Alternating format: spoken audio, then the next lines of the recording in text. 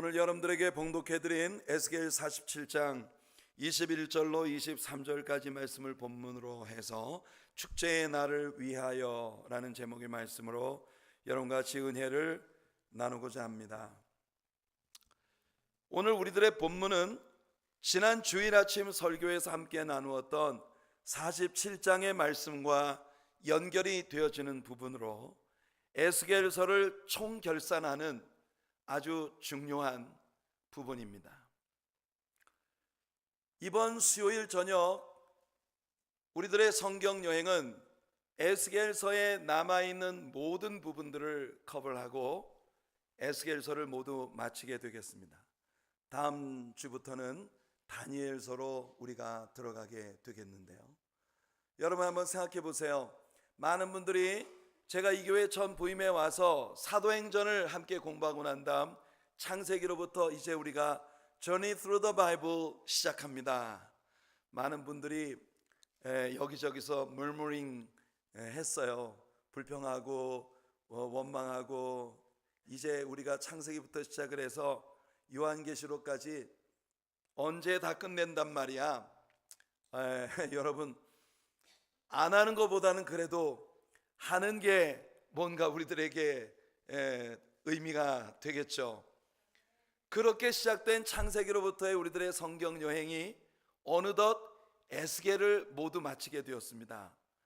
구약 성경의 4개의 섹터 가운데 율법서를 모두 공부했고, 그 다음에 역사서, 여호수아부터 에스더까지 역사서를 우리가 다 배웠어요. 그리고 욥기, 시편, 잠언, 전도, 아가서, 시가서들을 모두 공부했고, 그리고 구약의 예언서 가운데 대예언서를 이제 우리가 벌써 에스겔까지 끝내고 대예언서의 마지막 책인 다니엘서를 다음 주부터 우리가 이제 시작하게 된 겁니다. 소선지서까지 모두 마치면 우리들의 성경 여행 가운데 구약 성경을 모두 우리가 끝내게 되는 거예요. 여러분 하나님께 감사하지 않습니까? 이번 수요일 저녁 우리들의 에스겔서를 마치는 성경 여행이 끝나고 난 다음에는 우리가 큰 파티를 할 거예요. 여러분 수요일 저녁 예배에 꼭 나오시기 바랍니다. 자, 여러분들을 정말 너무나 사랑하는 여러분들의 담임 목사가 적어도 여러분들이 에스겔서를 공부했다고 하면 그 에스겔서라고 하는 책이 어떤 책이라고 누군가에게 가서 얘기할 수 있어야 되지 않겠습니까? 어떤 여러분들의 친구나 주변에 있는 사람들이 여러분들에 가서 그 에스겔서라는 책이 대체 무슨 책이야? 그 에스겔에 무슨 내용이 있어? 라고 물어본다면 여러분들은 그들에게 할 말을 갖고 계신지요? 제가 생각할 때 에스겔서를 모두 마치는 이번 주간이 올 때까지 아직도 여러분들에게 에스겔이라고 하는 책을 남에게 확실하게 이야기해 줄 만큼 그렇게 잘 에스겔의 진리들이 여러분의 마음속에 자리 잡지 못한 것 같아서 이 안타까운 마음을 가지고 있는 여러분들의 목사가 오늘 이 설교의 절반을 할애해서 에스겔서라고 하는 책이 1장부터 48장까지 어떤 구조를 가지고 있는 책인지 지금까지 우리가 함께 공부해 온 것을 총 요약을 해서 여러분들의 머릿속에 딱 각인을 시켜 드릴 겁니다. 여러분 목사가 참 좋은 사람이에요, 그죠?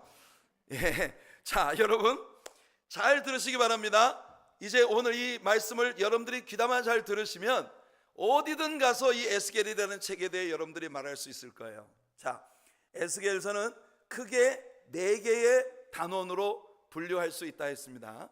그 4개의 단원 가운데 첫 번째 단원은 에스겔 1장부터 7장까지로서 에스겔의 콜링에 대해 다루고 있는 부분입니다. 에스겔의 소명, 에스겔이라고 하는 사람이 제2차 포로들과 함께 바벨론의 그발강가 포로 수용소에 잡혀 있을 때 말입니다. 왕도 사로잡히고 제사장인 에스겔도 사로잡히고 군사들은 무장 해제가 되고 중무장한 바벨론 군사들이 그들을 뺑뺑 둘러 지키고 있고 뒤에는 그발강물이 흐르고 있는데 이 강제 포로 수용소에서 강제 노동을 착취당하며 또 로열 캐널 이 왕의 운하 건설 현장에서 강제 노동을 착취당하고 있었던 그 사람들, 이때의 환경을 생각해 보면 동서남북 사면팔방 정말 빠져나갈 탈출구라고 눈꼽만큼도 보이지 않는 아주 답답하게 우겨쌈을 당하고 있는 그런 상황이었단 말이죠. 그런 그때에 에스겔이라고 하는 사람에게 하늘문이 열렸다. 동서남북 사면팔방 세상 모든 문이 다 막혀도 물질문 막히고 인맥의 문 막히고 출세의 문 막히고 명예의 문 막히고 권세의 문 막히고 세상 모든 문들이 꽉꽉 막혀도 하늘문 열리면 삽니다. 할렐루야. 이것이 에스겔이라고 하는 사람을 하나님이 부르신 소명의 장면에서 우리가 배웠던 거예요. 하나님과 나사의 문이 열리니까 꽉꽉 닫혔던 모든 문들이 열어 젖혀지는데 에스겔에게 비전이 보이기 시작했다. 하나님과의 관계가 단절되면요, 비전이 다 닫혀버립니다. 여러분, 비전이라는 게 뭐예요? 문자 그대로 보는 게 비전입니다. 뭘 봅니까? 사면팔방 꽉꽉 막혔는데 여전히 보좌 위에 앉으신 분이 주님이시고 여전히 모든 것을 컨트롤 하시는 분은 주님이시고 주님의 계획은 이 답답하고 어려운 환경들을 뚫고 하나님의 위대한 역사를 이루어 가신다는 것입니다. 사면팔방이 다 막혔지만 하나님의 시각으로 모든 것을 볼 때 여러분, 비전이 아직도 남아있다는 거예요. 오늘 여러분들의 삶에서 여러분의 가정, 직장, 생업, 여러분들의 자녀들, 여러분들의 삶의 형편과 사정, 혹시 육체의 건강, 이런 저런 것들로 이 모양 저 모양으로 제어되고 사방에서 우겨쌈을 당한 것 같은 답답한 속에 여러분들이 계실지 몰라도 하나님이 문 열어주시면 여러분들 탈출구가 있습니다. 비전이 보이기 시작하더니 하나님의 말씀이 특별히 에스겔에게 임하기 시작했다.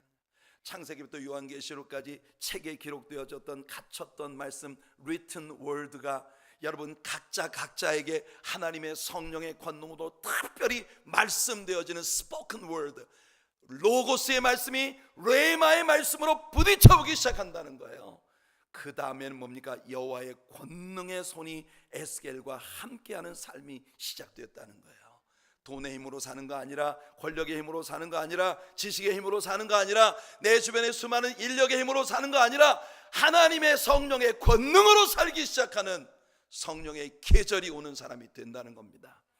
그래서 이와 같이 하늘문을 열어주신 하나님께서 에스겔에게 제일 먼저 주신 게 뭐냐? 하나님의 보좌를 환상 가운데 보게 하시는 거예요. 여러분, 하나님 보는 게 제일 첫 번째 변화입니다. 하나님을 보고 하나님의 관점에서 모든 사물과 역사를 볼 수 있을 때 우리는요, 비전 있는 사람이 되는 겁니다. 그래서 하나님의 보좌와 내 생물들과 하나님의 그 보좌의 광경들, 이 하나님 중심으로 모든 역사를 보는 눈을 하나님께서 에스겔에게 주신 거예요. 그 다음에 에스겔서의 두 번째 섹션은 여러분 8장으로부터 24장까지의 말씀으로 하나님의 임재의 영광이 예루살렘을 떠날 수밖에 없었던 이유에 대한 것을 보여주시고, 하나님의 영광이 시카이나 눈으로 확인할 수 있었던 visible glory, 하나님이 그들의 중심에 그들과 함께 계시다고 하는 걸 만민이 보고 알 수 있었던 그 하나님의 영광의 임재가 예루살렘을 떠나시는 장면을 에스겔에게 보여주신 거예요. 그발 강가에 자기 숙소에서 장로들과 함께 대화하고 있던 에스겔의 머리채를 휘어잡아서 그를 달랑 들어다가 예루살렘 성전 북편 북문으로 향한 성벽 앞에 세워놓고 성벽에 있는 구멍을 파보라 하십니다. 성벽에 있는 구멍을 파보았더니 그 성벽 안에 밀실이 숨어져 있고, 그 밀실 안에 유다 백성들의 장로들이 등불을 밝혀놓고 온갖 바벨론 종교의 더러운 그런 우상들을 갖다가 숭배하고 있는 그런 우상의 숭배의 연기가 그 방 안에 척한 그런 모습이 보이더니 에스겔을 데리고 성전을 돌아가는데 온 예루살렘 성전의 교만과 아집과 우상 숭배의 더러운 죄악들이 꽉 들어차 있고, 세상의 성전 문 앞에 있는 낭하에서 여자들이 바로 타무스, 동방 종교의 머리가 되는 타무스를 숭배하고 애통하며 울고 있는 그런 모습이 보이더라는 거예요. 하나님께서는 에스겔에게 이 내 성전이, 내 이름으로 일컬어지는 내 성전이 이렇게 부패하고 타락하고 더러워졌으니 내가 도저히 이 성전에 있을 수가 없다. 그래서 하나님의 영광의 임재가 지성소 위에서 떠올라 성전 문을 향해 나가 문지방 위에 머무릅니다. 누구라도 회개하고 돌아올 사람을 기다리고 계신 거예요. 하나님이 에스겔을 통해 말씀하신 것처럼 누구든지 이 성벽에 무너진 데를 가로막고 서서 나를 향하여 이 성벽을 무너뜨리지 않도록 중보해 줄 누군가가 있었으면 좋겠다. 하나님은 기도자들을 찾고 계셨지만 어느 누구도 하나님께 회개하고 자복하며 이 예루살렘을 떠나지 말아달라고 애통하는 자 없었습니다. 결국 성전 문으로부터 예루살렘 동문으로 나가셔서 동문 위에 잠시 머무르시던 하나님의 임재의 영광이 동문으로부터 감람산으로 나아가 감람산 위에서 하늘로 올라가 버리셨습니다. 하나님의 영광이 예루살렘을 완전히 떠나버린 광경이에요. 여러분, 우리는 이 장면이 바로 예수 그리스도가 성전에서 배척당하시고 영문 밖에 나아가 십자가에 못 박혀 죽으시고 그리고 난 다음 여러분 예수님께서 저 감람산 위에서 제자들이 보는 가운데 하늘로 올라가시는 그 광경을 그대로 보여주는 그 루틴이라고 하는 걸 우리가 배웠습니다. 하나님의 영광이 예루살렘을 완전히 떠나버리셨습니다. 셋째 단원은 25장으로부터 32장까지로 이렇게 하나님의 영광이 예루살렘을 떠나버리고 난 다음 유다 나라에만 어려움이 다가온 게 아닙니다. 여러분, 유다 나라를 타락하게 만들었고 유다 나라에게 어려움을 초래했던 유다 주변에 있던 열강 국가들에 대한 하나님의 무서운 심판의 메시지가 에스겔 선지자의 세 번째 섹션입니다. 그리고 마지막 네 번째 단어는 그렇게 이스라엘 주변의 모든 열강들이 하나님의 심판을 받고 난 후에 하나님께서 이스라엘 나라의 회복의 축복을 주시는 말씀이 에스겔의 마지막 네 번째 단원이었던 거예요. 33장부터 마지막 48장까지 33장에서 우리는 에스겔에게 재차 사명을 주시는 우리 주님의 부르심을 보았습니다. 그의 용기를 다시금 새롭게 해주신 다음 34장과 35장에서는 유다를 패망에 이르게 한 거짓 목자들에 대한 하나님의 징계의 선포가 나오고 36장에 들어가서 본격적으로 유다 나라를 하나님이 완전히 본어겐 새롭게 태어나게 만들어주시는 본격적인 회복의 축복의 언약이 여기 나오는 걸 봅니다. 내가 너희들을 데리고 너희들의 고토, 너희들의 옛 조상 아브라함에게 맹세했던 너희들의 옛 땅으로 내가 너희들을 데리고 들어갈 것이다. 그리고 너희들에게 물을 뿌려서 너희들을 정결하게 하겠고, 물은 뭡니까? 하나님의 말씀입니다. 말씀으로 너희를 정결하게 하겠고 내 신을 너희 속에 두어서, 그러니까 물과 성령으로 하나님이 유다 백성들을 거듭나게 하시겠다는 것이에요. 요한복음 3장에서 니고데모에게 주님 말씀하신 것처럼 말입니다. 그래서 내 신을 너희 속에 두어 너희 안에 굳은 마음을 제하고 딱딱하고 완고하고 교만한 마음들을 야들야들하게 부드럽게 만들어 주겠다 말씀하셨어요. 오늘 하나님의 성령께서 이 말씀을 들으시는 여러분들의 마음을 보들보들하게 기경해 주시는 은혜가 있기를 예수님 이름으로 축복해 드립니다. 오늘 사봉진 장로님께서 대표 기도를 하시면서 제 마음을 너무 잘 하셨어요. 그래서 우리 사장로님이 하나님의 성령께서 우리 성도님들의 마음을 기경하여 주셔서 옥토에 떨어진 씨앗과 같이 오늘 말씀을 들을 때 아름다운 결실을 거두게 해달라고 우리 장로님 기도하셨는데, 하나님의 그와 같은 성령의 역사가 여러분들의 마음을 기경하여 주셔서 뿌려지는 씨앗들마다 잘 박힌 목과 같이 여러분들의 인격 속에, 성품 속에 알알이 들어박혀 여러분들의 삶에 복이 되고 열매를 맺는 귀한 역사가 있기를 예수님 이름으로 축원해 드립니다. 우리는 늘 환경 때문에 원망하지만 하나님은 우리의 환경을 먼저 바꾸시는 것이 아니라 사람을 먼저 축복하신다는 걸 우리 배웠어요. 그래서 하나님께서 그들에게 말씀을 통해 정결하게 하고 성령을 부어주셔서 굳은 마음, 교만한 마음, 완악한 마음 제거시켜 주시고 보들보들하게 하나님 말씀을 받을 수 있는 마음을 주셔서, 그래서 여러분 황폐하고 황무한 그 땅이 에덴 농산같이 되도록 그 변화받은 사람들을 통해 하나님이 기적을 보여주신다 하십니다. 백성들이 거접되지 못하는 황폐한 성읍들이 건축되어지고, 그리고 그 성읍의 백성들이 다시 거접되기 시작하며 여러분 이스라엘의 나라의 완전한 회복이 이루어지게 된다는 걸 우리 하나님 말씀하셨어요. 그렇게 이스라엘 국가의 회복이 있고 난 다음 37장에 들어가서 골짜기에 여기저기 널브러져 있던 마른 뼈들이 일어나 큰 군대가 되어지는 모습을 하나님께서 선포하십니다. 여러분 이렇게 이스라엘이 회복되고 난 다음 38장과 39장에서는요 이 세기 말에 벌어지게 될 이 세상의 마지막 전쟁, 이스라엘과 이스라엘 주변에 있는 모슬렘 연합들이 일어나 함께 전쟁을 벌이는 큰 전쟁에 대한 예언이 나오는데, 여러분, 우리는 이 예언의 말씀들을 공부하면서 기가 막히게 에스겔의 예언이 오늘 이 현대 사회의 이스라엘 주변 정황에 딱 맞아떨어지고 있다는 걸 배웠어요. 모슬렘권에 있으면서도 이스라엘과 화합하는 나라들, 모슬렘권에 있으면서도 이스라엘과 전쟁하는 모슬렘 연합에 가입하지 않는 사람들, 구소련 지역에 있을 때는 상상도 할 수 없었던 그 소련 연방 속에 있었던 나라들이 소련이 해체되면서 중앙아시아에 자리 잡은 회교권의 그 나라들이 자기들이 원하지 않지만 아가리가 갈고리에 꿰어서 어쩔 수 없이 이 전쟁에 끌려드는 그런 상황들, 과거의 걸프 전쟁 때 여러분 벌어졌었던 그 양상들을 통해 여러분 오늘 이스라엘 주변 정세를 에스겔 선지자는 정확하게 그렇게 예언을 하고 있었던 것이에요. 모든 세상에 이루어지는 역사는 하나님의 말씀대로 이루어집니다. 그렇게 39장까지 전쟁에 대한 이야기가 있고, 그 다음 40장으로부터 42장까지 예루살렘 성전의 회복에 대한 예언이 나옵니다. 여기는요, 지금까지 있어왔던 성전들과는 그 규모와 모양이 완전히 다른, 그러니까 솔로몬이 지었던 성전, 그 성전이 무너진 것, 스룹바벨이 재건했던 그 성전 말고 우리 하나님께서 완전히 새로운 규모와 새로운 구조와 새로운 형태의 성전을 주시겠다는 거예요. 여러분, 그 예루살렘의 성전이 재건되고 난 다음 43장에 보면 여러분 10장에서 떠나셨던 하나님의 임재의 영광이 다시 돌아와 시카이나 혹은 쉐키나 이 하나님의 영광이 이곳에 계시다는 걸 눈으로 볼 수 있던 visible glory, 구름기둥 불기둥 혹은 촉촉한 빛으로 이스라엘 백성들과 함께 하셨던 하나님의 영광이 다시 돌아오십니다.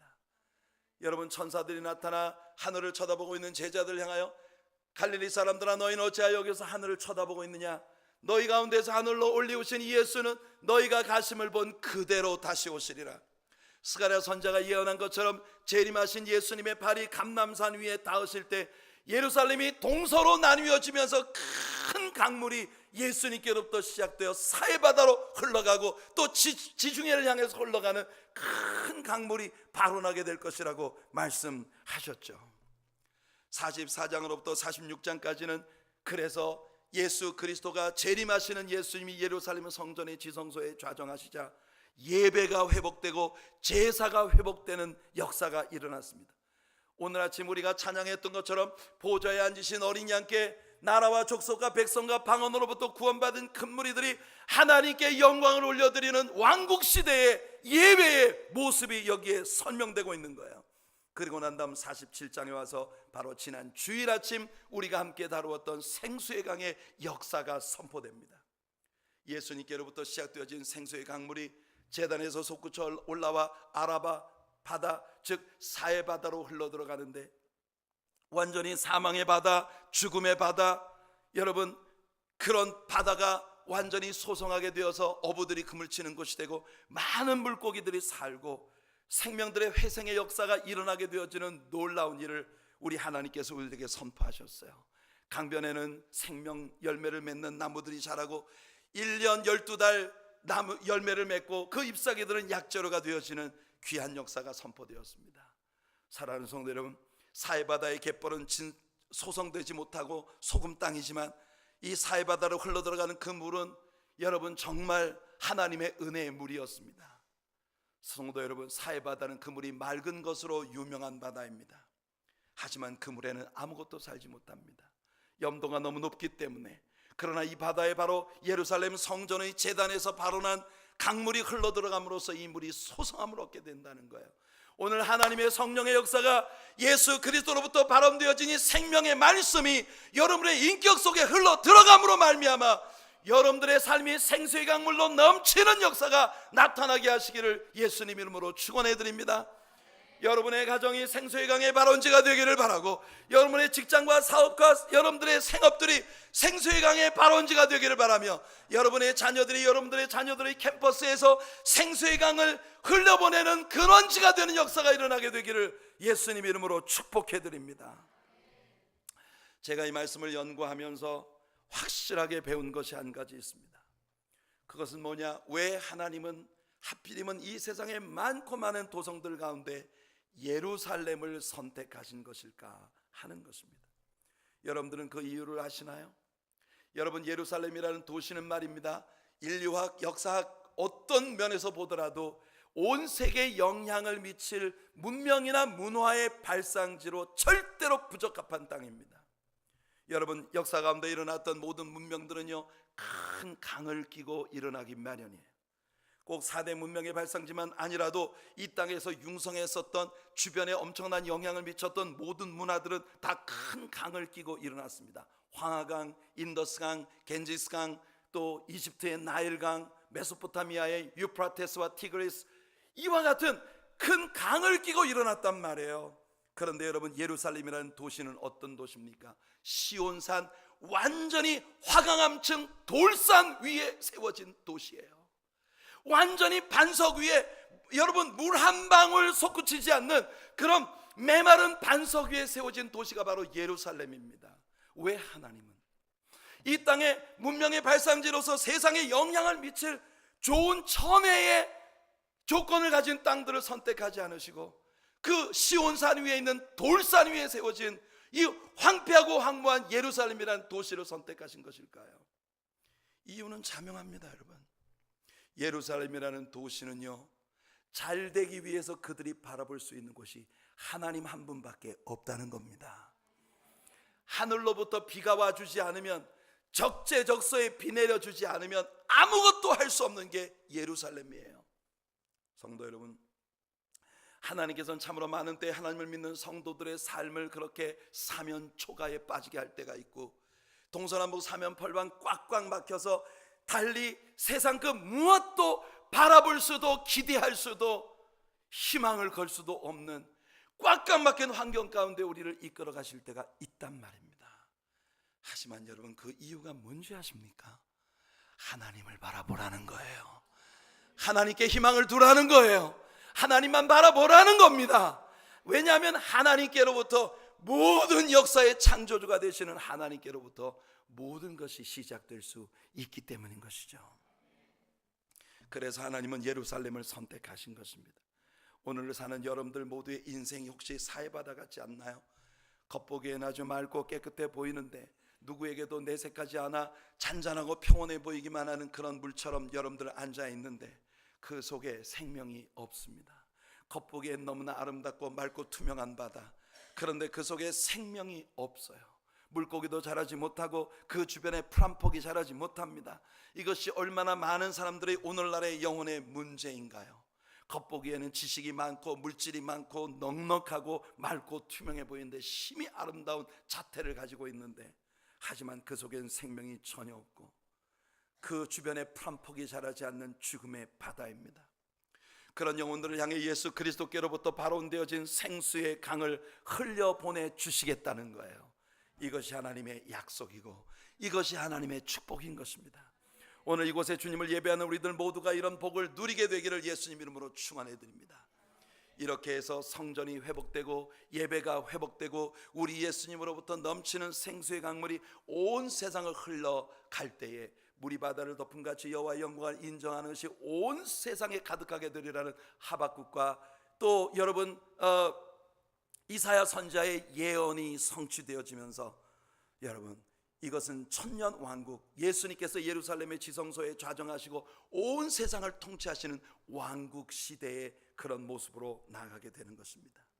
47장의 나머지 부분과 마지막 48장은 말입니다, 그렇게 회복되어진 이스라엘에게 하나님께서 부어주시는 축복의 현장이고 바로 이곳은 축제의 현장인데, 여러분이 왕국시대에 회복되어질 성전을 중심으로 약속되어지는 이 축제의 현장은 말입니다, 다름 아닌 우리가 천국에 들어갔을 때 영원히 하나님의 임재 앞에서 누리게 되어질 천국의 영원한 잔치를 영적으로 예표하고 있는 모형이라는 겁니다. 할렐루야.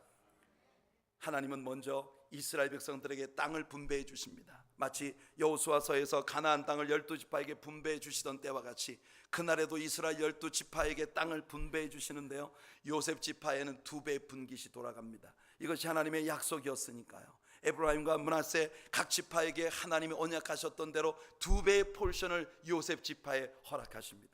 오늘 우리의 본문은 말입니다, 바로 이 기업의 분배에 이스라엘 지경에 살고 있었던 이방인들에게 대한 하나님의 약속이 들어있는 겁니다. 여러분, 이 약속에 여러분을 눈을 동그랗게 뜨고 쳐다보셔야 합니다. 왜냐하면 이 약속의 수혜자는 다름 아닌 저와 여러분, 이방인으로서 예수를 믿고 하나님의 자녀가 되어진 이방인 신자들에게 주시는 하나님의 복의 언약이 이 말씀 속에 약속되어 있기 때문이에요. 그런 관점에서 제가 오늘의 본문을 다시 읽어드릴 테니 여러분 한번 보십시오. 그런즉 너희가 이스라엘 모든 지파대로 이 땅을 나누어 차지하라. 너희는 이 땅을 나누되 제비 뽑아 너희와 너희 가운데 머물러 사는 타국인 곧 너희 가운데 자녀를 낳은 자의 기업이 되게 할지니 너희는 그 타국인 즉 이방인을 본토에서 난 이스라엘 족속과 같이 여기고 그들도 이스라엘 지파 중에서 너희와 함께 기업을 얻게 하되 타국인이 머물러 사는 그 지파에서 그 기업을 줄지니라. 주 여호와의 말씀이니라. 여러분이 회복되어질 예루살렘은 단순히 땅 위에 있는 왕국시대의 이스라엘만을 이야기하는 것이 아니라 우리가 곧 들어가게 될 영원한 천국, 그 천국에서 하나님의 자녀들이 누리게 될 천국의 기업의 일부를 우리들이 얻도록 약속되었다는 걸 우리에게 보여주는 거예요. 할렐루야, 할렐루야. 여러분들 춤추고 싶지 않습니까? 여러분들 기쁘지 않습니까? 우리가 천국을 언감생심 바라나 볼 수 있는 자들입니까? 여러분, 우리는요 아브라함의 후손으로 태어나지 못한 자들입니다. 우리는 애당초 천국에 대한 약속으로부터 제외되었던 사람들이에요. 로마서에서 바울이 말한 것처럼 우리는 죄인으로 이 땅에 태어나 죄악을 생각하고 죄악을 먹고 마시며 죄악을 만지며 죄악을 행하며 죄악 속에 사는 사람들이에요. 그러니 우리는 영원한 지옥이 약속되어진 그런 숙명적인 영원한 멸망을 안고 태어난 존재들이란 말입니다. 그런 우리들이 하나님의 아들 예수 그리스도가 십자가 위에 피 흘려 죽으심으로 말미암아 우리 하나님이 약속하신 것처럼 성령을 우리 안에 부어주셔서 우리의 마음을 기경시켜 주시고 우리가 죄인이라는 사실을 깨닫게 하시고 우리의 죄를 주 앞에 자복하게 하시며 예수를 구주로 영접하여 하나님의 자녀가 되어 천국의 기업을 쉐어할 수 있는 특권을 받게 되었단 말입니다. 할렐루야, 할렐루야. 난 춤추고 싶어 미칠 것 같아요. 여러분들 어떻게 그렇게 얌전히 이러고 계실 수 있는지 난 진짜 모르겠어. 여러분, 이 천국의 아름다운 영광을 우리는 기업으로 누릴 수 있게 되었단 말입니다. 48장의 마지막 부분에 보면 당시에 재건될 예루살렘 성에 대한 말씀이 나와요. 그 성벽의 길이와 그 성벽에 있는 문들에 대한 말씀인데요, 느헤미야 3장에 나왔던 예루살렘 성읍의 10개의 문들을 우리는 배웠습니다. 그 문들은 이 땅에서의 우리 신자들이 예수님과 함께 살아가는 삶의 과정을 보여주는 의미가 있는 문들이었다 했습니다. 그러나 여기 나오는 성벽과 문들은 왕국시대에 재건될 예루살렘으로 우리가 저 천국에서 누릴 새하늘과 새 땅, 새 예루살렘의 그림자입니다. 여기 에스겔서에 나오는 예루살렘의 규모는요 동서남북이 각각 4,500척입니다. 여기서 1척은 구약시대 당시에 사용하던 갈대로 만든 일종의 자인데요, 이 갈대 자의 길이가 약 10피트 정도 됐다고 합니다. 10피트 정도. 그러니까 4,500척이라고 하면 약 4마일 정도에 해당되는 거예요. 예루살렘이라고 하는 도시가 왕국시대에 재건되어질 때는 여러분 4 스퀘어 마일 정도 되는 그런 사이즈의 예루살렘이 재건된다는 거예요. 그러니까 천년왕국시대에 재건될 예루살렘 이 성전은요 우리가 천국에서 누릴 새하늘과 새 땅, 새 예루살렘의 광경을 우리에게 보여주는 그림인데요, 여러분들이 요한계시록에 나오는 사도 요한의 묘사를 읽어보게 되면 바로 이때 재건되어질 예루살렘, 새하늘과 새 땅의 광경이 오늘 여기 에스겔서에 소개되고 있는 이 왕국시대에 재건되어질 예루살렘과 상당히 유사한 그림을 가지고 있다는 겁니다. 마치 처음 하늘과 처음 땅이 없어지고 바다도 다시 있지 않을 것이라 했습니다. 신부가 신랑을 위하여 단장한 것 같은 아름다운 성읍이 하늘로부터 내려오는데 하나님이 백성들과 그들 중심에 함께 계셔 그들의 눈물을 닦아주시니 다시는 사망이나 애통하는 것이나 곡하는 것이나 아픈 것이 다시는 있지 아니할 것은 처음 것들이 다 지나갔기 때문이라. 요한계시록 21장 1절로 4절입니다. 하지만 이 두 성은 구조와 사이즈에서 큰 차이가 있어요. 요한계시록 21장 12절로 21절을 읽어보시면 동서남북에 각각 3개의 문씩 12개의 성문이 있는 것도 비슷합니다. 그런데 그 문들은 이스라엘 12지파의 이름이 새겨져 있었고 그 성곽의 기초석에는 예수님의 12사도의 이름이 새겨져 있습니다. 와우, 이것이 구약에 재건되어진다고 약속된 성전과 판이하게 다른 것은, 이것은요 유대교 안에서 하나님을 믿었던 자들이, 여러분 각 지파를 의미하는 이름들이 거기에 새겨져 있는 것처럼 하나님의 구약의 성도들이 구원함을 받은 것이요, 12사도의 이름이 그 기초석에 새겨져 있는 건 12사도의 복음을 통해 예수 믿고 구원받은 신약의 교회로부터 구원받은 성도들이 그 성에 들어가게 된다는 걸 우리에게 보여주는 것이에요. 또한 여러분, 천년왕국 시대에 재건되어질 성전은 스퀘어 마일이었습니다. 하지만 여러분, 요한계시록에 나오는 하늘로부터 내려온 우리가 들어가게 될 천국은요 큐빅이에요. 큐빅. 이 사이즈가 1200 마일 정도, 길이와 넓이와 높이가 모두 동일하게 1200마일 정도 되는 그런 1만 2천 스타디온에 달한다, 이렇게 말하고 있습니다. 1만 2천 평방마일이라고 하면 그렇게 크지 않아요. 하지만 1만 2천 입방마일입니다. cubic miles. 1만 2천 1200 cubic 마일이에요. 이 말은 무엇을 의미하느냐 하면, 우리가 영원한 천국에 들어갈 때는요 부활하신 예수님처럼 우리들의 몸이 완전히 변화되어 이제는 우리가 평평한 평면에 사는 존재가 아닙니다. 천사들처럼 하늘을 날아다니고 자유롭게 유영할 수 있기 때문에 2차원뿐 아니라 3차원, 4차원, 5차원, 6차원, 우리 하나님의 깊은 영적 세계를 넘나드는 그와 같은 새로운 존재로 우리가 지음을 받는다는 거예요. 할렐루야. 여러분, 저는 거기 너무 빨리 가고 싶은데 여러분은 어떠십니까? 여러분 정말 거기 빨리 가고 싶은 마음이 있으신가요? 이 성이 에스겔서에 나오는 예루살렘과 현저히 구별되는 차이점이 있는데요, 요한계시록 21장 22절과 23절입니다. 같이 한번 읽어볼게요. 시작. 성 안에서 내가 성전을 보지 못하였으니 이는 주 하나님 곧 전능하신 이와 및 어린 양이 그 성전이심이라. 그 성은 해나 달의 비침이 쓸데없으니 이는 하나님의 영광이 비치고 어린 양이 그 등불이 되심이라. 할렐루야.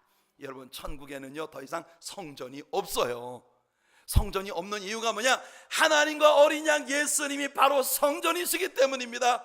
그분이 우리 중심에 계시는 그곳이 다 성전이기 때문이에요. 아멘. 그리고 그 천국엔 더 이상 태양이 필요 없습니다. 왜냐하면 우리 하나님과 주 예수 그리스도께로부터 발원되어지는 광명한 빛이 여러분 그 무엇도 피하여 숨을 수 없이 온 천국을 비추고 계시기 때문이에요. 그리고 이어진 말씀 보세요. 우리는 거기에서 날마다 축제 가운데 살아갈 것입니다. 요한계시록 22장 1절로 5절입니다. 같이 한번 우리 읽어보겠습니다. 또 그가 수정같이 맑은 생명수의 강을 내게 보이시니 하나님과 및 어린 양의 보좌로부터 나와서 그 길 가운데로 흐르더라. 강 좌우에 생명나무가 있어 12가지 열매를 맺되 달마다 그 열매를 맺고 그 나무 잎사귀들은 만국을 치료하기 위하여 있더라. 다시 저주가 없으며 하나님과 그 어린 양의 보좌가 그 가운데 있으리니 그의 종들이 그를 섬기며 그의 얼굴을 볼 터이요 그의 이름도 그들의 이마에 있으리라. 다시 밤이 없겠고 등불과 햇빛이 쓸데없으니 이는 주 하나님이 그들에게 빛이심이라. 그들이 세세토록 왕노릇하리로다. 할렐루야. 여기 나오는 묘사가 에스겔 47장에 나왔던 생수의 강과 아주 유사하지 않습니까? 여러분, 우리가 천국에서 누릴 새 예루살렘의 영광스러운 모습을 에스겔 선지자의 예언을 통해 하나님 우리에게 주신 겁니다. 우리에게는 이 천국이 약속되어 있습니다. 우리는 천국에서 어린 양과 함께 영원히 축제를 누리게 될 거예요. 아멘. 할렐루야. 만일 우리에게 이런 소망이 없다면 바울이 말한 것처럼 이 세상에서 우리는 가장 불쌍한 자들일 것입니다. 이 세상을 하나님의 말씀을 배우며 주님의 말씀에 순종하며 변화된 신자로서 살아가는 것은 많은 박해와 아픔을 초래할 수 있습니다. 예수를 믿는다는 것이 그렇게 호락호락하지 않은 일이라고 하는 걸 성경은 여러 곳에서 우리들에게 말해주고 있어요. 성경 속에 있는 너무나 많은 사람들이, 오늘날 현대 교회 속에 있는 신자들이 꿈꾸는 번영신학, 번영의 복, 여러분 이 땅 위에서 번영하고 잘 먹고 잘 사는 그런 꿈들에 대한 언약이 없고, 이 세상에서는 환난을 당하나 담대하라, 내가 세상을 이기었노라, 하늘나라의 영원한 축복이 언약되어진 사람들로 세상을 살아가기 때문에, 여러분 예수님도 십자가에 죽으셨습니다. 예수님의 뒤를 따르던 12 사도들도 모두 다 순교했습니다. 가룟 유다만 빼놓고. 여러분 신약의 수많은 성도들이 굶주린 사자떼들에게 갈비뼈가 으스러지며 죽임을 당했습니다. 다만 우리를 향하신 주님 약속은 우리가 주님의 이름으로 행하는 모든 일에 주께서 언제나 우리와 함께 하신다는 것이죠. 여러분 제가 예전에 중국 사역을 할 때 말입니다, 늘 방학 때를 이용해서 중국을 방문을 했는데, 한 차례는 어떻게 일정이 그렇게 잡히는 바람에 중국의 구정때에 들어가게 됐어요. 저는 중국이라는 나라가 불꽃놀이로 아주 유명한 나라라고 하는 걸 늘 들어서 알고 있었습니다만 정말 그 정도인지는 몰랐습니다. 여러분 구정으로부터 보름 사이에 중국을 방문해 보신 적이 있으신가요? 야, 진짜 애들 말로 난리도 아닙니다. 난리도 아닌 것이, 여러분 보통 우리가 불꽃놀이를 한다 그러면은 무슨 큰 빌딩이나 어떤 큰 바다, 부산에 제가 사역을 하고 있을 때 부산에도 수영에서 해운대까지 이어지는 다이먼드 브리지라고 하는 그 다리 위에서요, 여러분 수십억을 쏟아붓는 불꽃놀이, 여러분 30분 만에요 40억 60억을 쏟아붓는 불꽃놀이를 해요. 그런 불꽃놀이 말고 여러분 정말 북경이라는 도시, 하얼빈이라는 도시, 이 상해라고 하는 도시, 중국에 있는 모든 대도시마다 그냥 불바다예요. 불바다. 이건 정부에서 어떤 한 특정 지역에 사는 불꽃놀이가 아니라 모든 중국 사람들이, 여러분 1년에 벌어들이는 수입 가운데 거의 4분의 1을 구정으로부터 보름 사이 불꽃놀이에 쓴다는 거예요. 여러분 생각할 때 미친 것 같죠? 여러분 사실은 말입니다, 제가 중국을 방문해서 아주 한족들이 사는 저 어려운 시골 마을 같은 데를 다니면서 거기서 제가 사역들을 했거든요. 그런 지방에 가본 말입니다, 제가 57년생이니까 한국전쟁이 끝난 지 4년 만에 태어난 사람입니다. 한국전쟁 끝나고 4년 만에 태어난 제가 어렸을 때 보았던 그 시골 마을에서도 볼 수 없었던 그런 문화적인 열악한 환경이 아직도 중국의 한족들의 마을, 저 어려운 시골에는요 펼쳐지고 있어요. 정말 너무너무 힘든 문화적인 환경들. 중국 사람들은 얼마나 지독한지요. 제가 여러분 이 설교를 할 때 이런 말을 하는 거 굉장히 조심스러운 것이, 제가 중국 사람들에 대해서 인종적인 편견을 가지고 있다거나 중국 사람들을 미워한다거나 그런 마음으로 제가 말하는 게 아니라는 걸 여러분들이 꼭 이해해 주시기를 바랍니다. 왜 제가요 중국을 너무나 사랑해서 7년 동안을 매년 2차례씩 들어가서 그 어려운 한족 마을의 그 어려운 문화 속에 들어가서 그들과 함께 뒹굴면서 그들에게 말씀을 가르친 사람이에요. 전 중국을 참 많이 사랑합니다. 하지만 그 한족들이, 그래서 그분들이 얼마나 돈을 쓰는 것을 아끼는지 한족들 주머니에 돈이 들어가면 절대로 안 나온다는 말이 있을 정도예요. 그렇게 여러분 지독하게 돈을 안 쓰는 사람들이 1년에 구정으로부터 대보름까지 보름 기간 동안에 하루 왼종일 여러분 그거 아십니까? 빨간 이렇게 그 무슨 줄에 당할당할 하얗게 매달려 있는 그런 그 불꽃이 있어요. 막 용솟음을 칩니다. 얘가 막 미친 듯이 이걸로 뭐라고 얘기를 해야 되나, 하여튼 그러면서 온 사막 하루 왼종일, 밤만 되면 온 도시의 하늘이 불꽃으로 빛나는. 제가 그때 처음으로 그 명절 때 중국을 방문하고 난 다음 한 가지 배운 게 있어요. 중국 사람들, 이 어려운 한족들, 시골 마을에 살아가는 이 어려운 사람들이 1년을 버티는 이유가 구정으로부터 대보름까지 그들이 하는 이 불꽃 축제 하나 보고 1년을 버티는 거구나. 여러분 정말로 그렇게 가난하고 힘들고 어려운 사람들이 그들이 벌어들인 물질의 그 많은 포션을 그 보름 동안의 불꽃으로 다 날려버린다고 생각해 보세요. 시진핑 주석이 여러분 이 불꽃놀이를 드디어 사치로 규정하면서 작년 구정 때부터 불꽃놀이가 상당히 중국 사람들에게 눈총을 받는 그런 일이 되었다는데, 여전히 중국 사람들 가운데 이 불꽃놀이 없으면 중국 사람들 생명이 없는 것이다 라고 생각하는 사람들이 있어요. 여러분, 저는 그 광경을 보면서 오늘날을 신자로 살아가는 우리 크리스찬들이 왜 이렇게 연약할 수밖에 없는지 그 이유를 발견했습니다. 왜 우리는 초대교회 신자들과 달리 그토록 참을성이 없는 것일까요? 왜 초대교회 신자들처럼 그렇게 하나 되지 못하는 것일까요? 왜 초대교회 신자들처럼 우리는 서로 사랑하지 못하는 것일까요? 무엇을 해도 당당했던 초대교회 신자들처럼 왜 우리는 우리의 신앙에 당당하지 못한 것일까요? 수없이 죽임당하고 수없이 고난당하고 수없이 감옥에 갇혔습니다. 그게 초대교회의 신앙이었어요. 당시에 예수를 믿는다는 건 고난과 죽음을 의미하는 것이었습니다. 그런데도 하루에 3,000명씩 제자가 되고 5,000명이 죽게도 하고 날마다 구원받는 사람의 수가 더하는 그런 역사가 교회 안에서 일어났단 말이에요. 어떻게 그럴 수 있었을까요? 그 이유를 말하려면 오직 하나입니다. 그들은 바로 하나님의 나라에 들어가서 나누게 될 축제의 날을 위하여 살아가는 사람들이었기 때문이라는 것입니다. 할렐루야! 그들이 들어가게 될 영원한 하나님의 나라와 어린 양의 혼인잔치, 우리 성경이 약속하고 있는 이 축제에 그들이 들어가게 될 것이라고 하는 걸 꿈꾸면서, 여러분, 보름 동안의 불꽃 축제를 위해 1년을 아끼고 전략하며 힘든 거 어려운 거 참아내던 그런 중국 사람들처럼, 그렇게 여러분 초대교회 신자들은 비교할 수 없는 하늘나라의 영원한 영광을 위하여 그렇게 이 땅을 참고 견디는 신앙인들이 된 것이에요. 바울은 그래서 말합니다. 현재의 고난은 장차 다가올 영광과 좋게 비교할 수 없다고. 피조물이 고대한 바는 하나님의 아들들의 나타나는 것이기 때문이라고. 예수님의 재림을 기다리기 때문에 어떤 고난도 감수할 수 있다는 것입니다. 바울 사도가 어떤 고난을 받았나요?